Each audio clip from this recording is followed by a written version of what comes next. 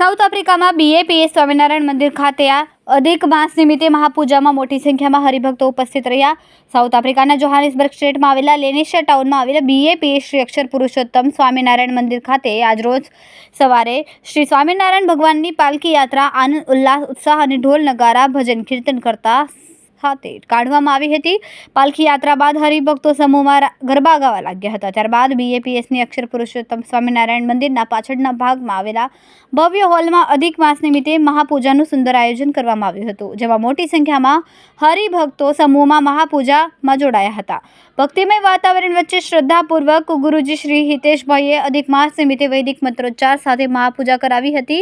ત્યારબાદ શ્રી સ્વામિનારાયણ ભગવાનની આરતી કરવામાં આવી અને ઉપસ્થિત તમામ હરિભક્તો માટે મહાપ્રસાદનું વ્યવસ્થા કરવામાં આવી। સમગ્ર કાર્યક્રમનું સંચાલન હરિભક્તો વિલેશભાઈએ કર્યું હતું। એ નિમિત્તે અહીંયા આગળ અક્ષર પુરુષોત્તમ મહારાજની અહીંયા આગળ પાલખી યાત્રા કરવામાં આવી। ત્યારબાદ મંદિરના હોલની અંદર મહાપૂજા પણ રાખવામાં આવી, જેમાં મહાપૂજા રાખવાનું કારણ કે બધા આ અધિક માસની અંદર, આ પવિત્ર માસ પુરુષોત્તમ માસની અંદર આ મહાપૂજા કરી દરેકના શુભ સંકલ્પ પૂર્ણ થાય એના માટે ખાસ મહાપૂજા રાખી। એમાં પણ બધાએ ખૂબ સારો એવો લાભ લીધો। અધિક માસ આ દર 3 ક્યારે આવે છે કે દર 3 વર્ષે અધિક માસ આવતો હોય છે કે અધિક માસ સૂર્યમાસ અને સૂર્યવર્ષ ને ચંદ્રવર્ષ, સૂર્યવર્ષના 365 દિવસ હોય છે અને ચંદ્રવર્ષના 354 દિવસ હોય છે।